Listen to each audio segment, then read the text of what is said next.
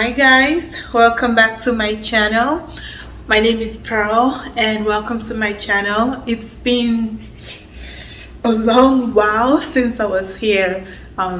Sorry about that. So much has been going on. But today I had some time, so I thought to film this short video so I can share my take on things I believe you should strongly consider if you are thinking of becoming a medical doctor, getting your medical training. These are some things that I may or may not have thought deeply into them. So I thought to put that out there so anybody thinking of going down this path can think about them. So if you're interested in that, then keep on watching. So I have a list of things here. I'm old now, so I have to read. My memory doesn't work that good anymore. So anyway, so first off, think about the cost. It costs a lot of money to go through this training, like a whole lot of money. I'm talking about $200,000 to $300,000, depending on what school you go to and depending on how much debt you acquired in your undergrad. So of course by now you should know that you need to have a bachelor's degree before going into medical school, right? And if you did that in the US and your family wasn't able to pay for tuition for undergrad, that's already your loan building up. So if you're going again to medical school where you're not going to be able to work, you have to take money out for upkeep, for tuition, for everything. You're living out of loans. So you come up with a ton of debt. Like I'm talking $200,000 to right up to $500,000. So that's something that you really have to think about. Is it worth going into a career where you're going to acquire that much debt?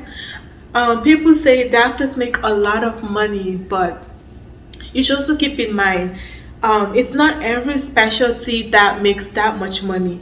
If you're doing maybe surgery like spine, ortho, you're gonna make a lot more money. Some doctors make $700,000 in just one job.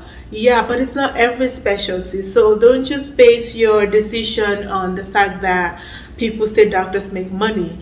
Are you going for some of those specialties? And yeah, even though they make that much money, they work a lot of hours. So the money is not just handed over to them because they're doctors. They also work a lot of hours.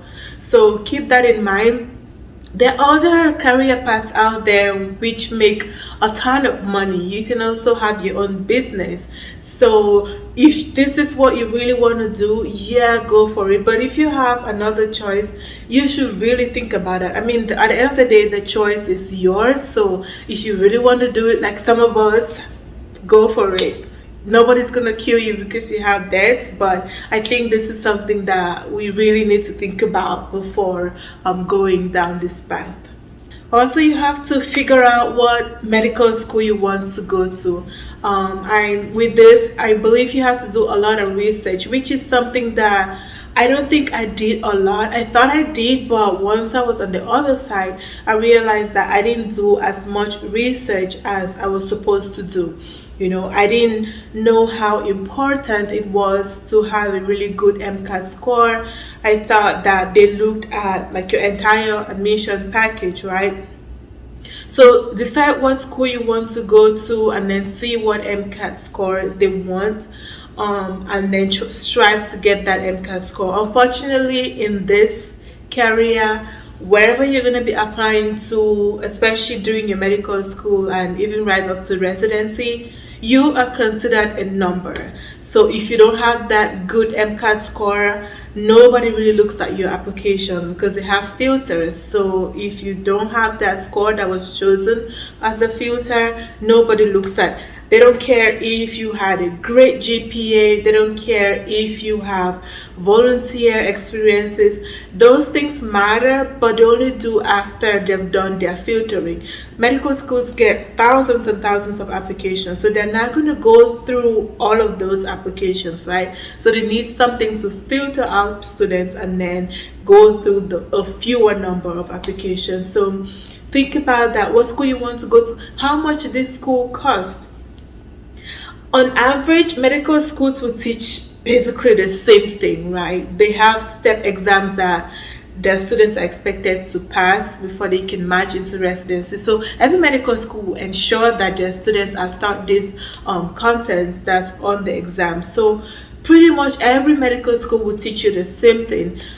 So it's up to you if you want to go to the prestigious, more expensive medical school and get all this debt, fine and good, but that's a decision that you have to make at the end of the day. Is it worth going to a far more expensive school to get the same degree you're going to get in a cheaper medical school? That's something you have to consider.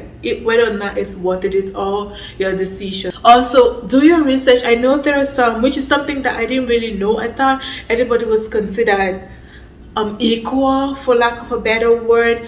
But when I was already in medical school, I found out that there were some schools that admitted more people of my skin tone, right? African Americans, people from underprivileged, is it underprivileged, whatever the word is, minority, that's the word.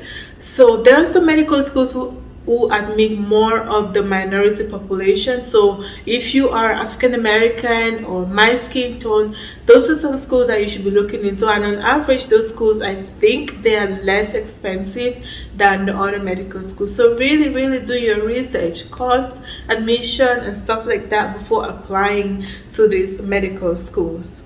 Also keep in mind, medicine is lifelong learning. So as soon as you get into medical school, that's it. You're signing up for lifelong learning. You're going to be learning not every day necessarily, but at every stage you have to learn. You have to be up to date with evidence-based practice. So you have to read a lot of articles. Even when you're an attending, you still have to read to be updated with the most recent research and stuff like that. So just keep that in mind. After graduating medical school, that's not it. Like, you keep studying.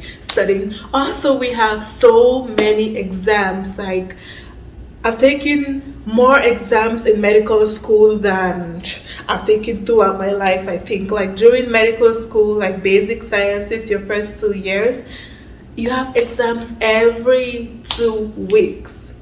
Every 2 weeks. So can you imagine in one semester how many exams you have to take?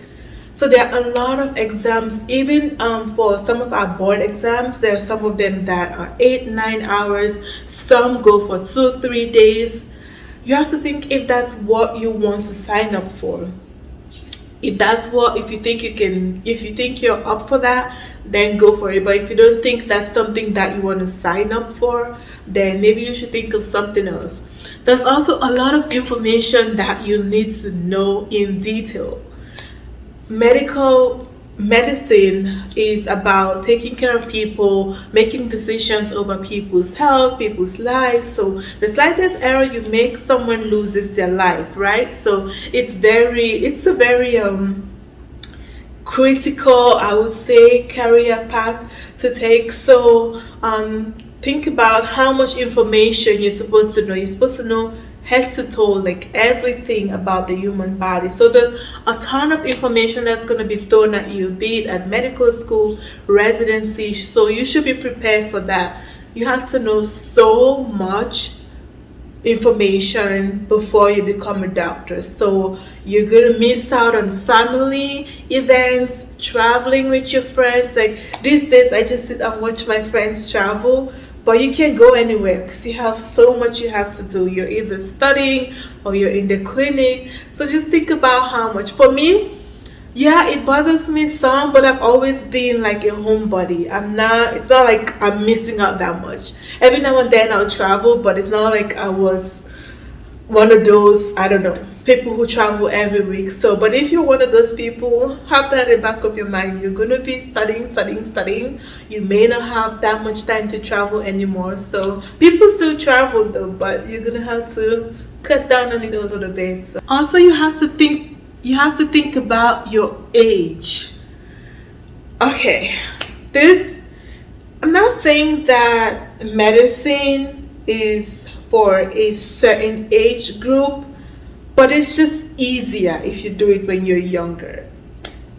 I went to medical school late, Medicine is my third degree, so I went to medical school at the age of 29. So yeah, I was up there. At 29, a lot of people are already done with residency if this was their first degree and if they went to school in the US. So I went to medical school pretty late after having other degrees and working, but I've always known this is something that I wanted to do.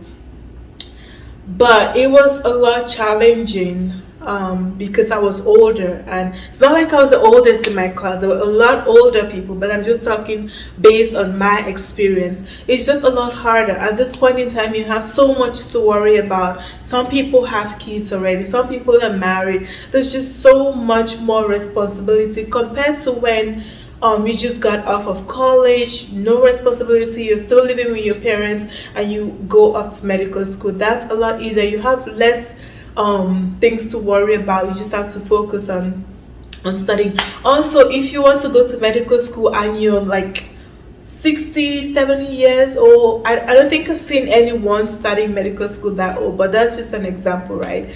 Just to put things in context. Say you're going to medical school that old. Think about it. Medical school is 4 years, residency is on average 3 years, and then you start working. Like, especially because you're acquiring all these loans, when are you going to be done paying all these loans and start enjoying all that money? Like, how long do you have to do this your dream job? Like, just think, like, how much time do you have? Like, do you want to use up all the rest of the time you have on this earth just training? Because pretty much you're going to be training the rest of your life. So I would say, if you're maybe in your, I don't know, high 40s, high 50s, if I were in your shoes, I would just choose another career path and call it a day. But then again, I know how at rest you'll be if you go into a career path that is not your calling.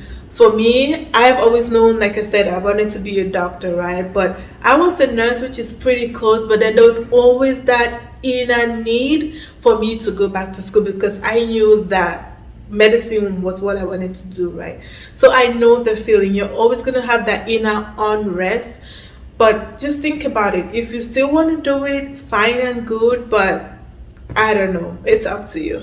Also, medicine is very, like your entire training is very time consuming.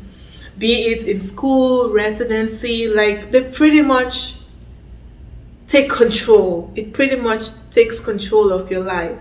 Like, you have to think about when you want to get married, when you're going to start having kids.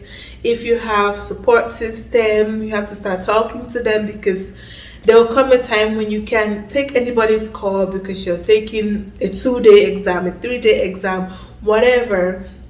So these are things that you have to start thinking about.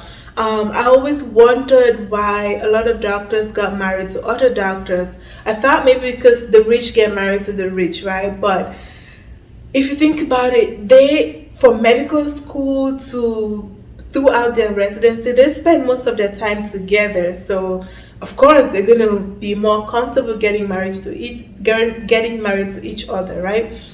Also, if you're getting married to somebody who is not in the medical field, it's just a lot harder to explain to this person why you're expected to be at the hospital caring for people 24 hours. Like, it's harder for somebody who is not in the field to understand why you should be working 24 hours a day. But for doctors, it's okay. That's their life, you know. So this is some of the things you should think about, like, who are you getting married to? If you already have somebody that you are in a relationship with, maybe you guys should start having that conversation.